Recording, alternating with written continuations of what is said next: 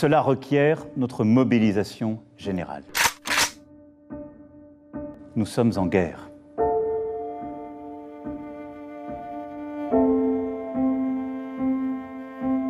Les masques sont inutiles si vous n'êtes pas malade, si vous n'avez pas été personne contact proche de personnes malades.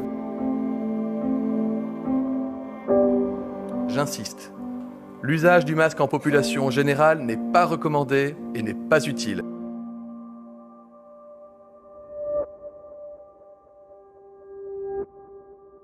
Une fois que vous avez persuadé les gens qui sont en danger de mort, vous en faites ce que vous voulez.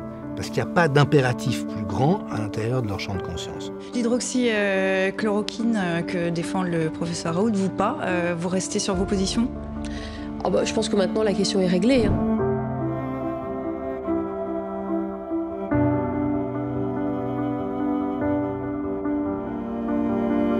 Il y a une incohérence et des contradictions, mais continues, au niveau politique et au niveau scientifique. Et ça, c'était aussi pour moi un grand scandale de manipulation du public, de leur faire croire que c'était un produit dangereux alors que c'était un produit qui pouvait les sauver à plus de 95%. Le rapport du Sénat français sur H1N1 en 2010 dit un des principaux dysfonctionnements, c'est qu'on a déformé les données de A à Z. Donc c'est un rebolote.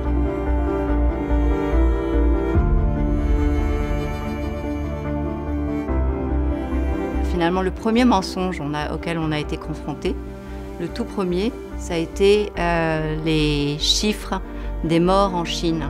C'est n'importe quoi. Et tout ça pour faire peur aux gens, pour leur dire restez chez vous, alors si vous allez au boulot, mettez un masque et attendez gentiment qu'on vous donne un vaccin pour vous sauver. Ça s'appelle de la manipulation. Je pense qu'il y a un consensus très clair aujourd'hui pour dire il ne faut surtout pas avoir de masque pour le grand public, ça n'a pas d'intérêt et c'est même presque faussement protecteur puisqu'on porte un masque. Ce sont des stratégies criminelles. Dès qu'un dirigeant utilise des métaphores guerrières, ça devrait vraiment nous mettre la puce à l'oreille parce que c'est systématiquement annonciateur d'un abus d'autorité.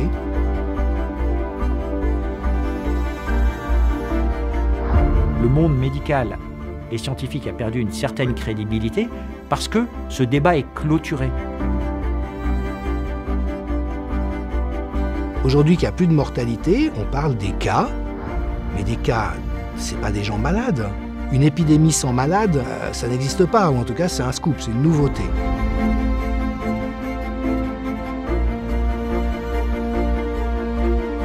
Les masques, c'est une bataille essentielle. Le gouvernement a fait toute la transparence, est mobilisé depuis le premier jour et nous continuons d'avancer.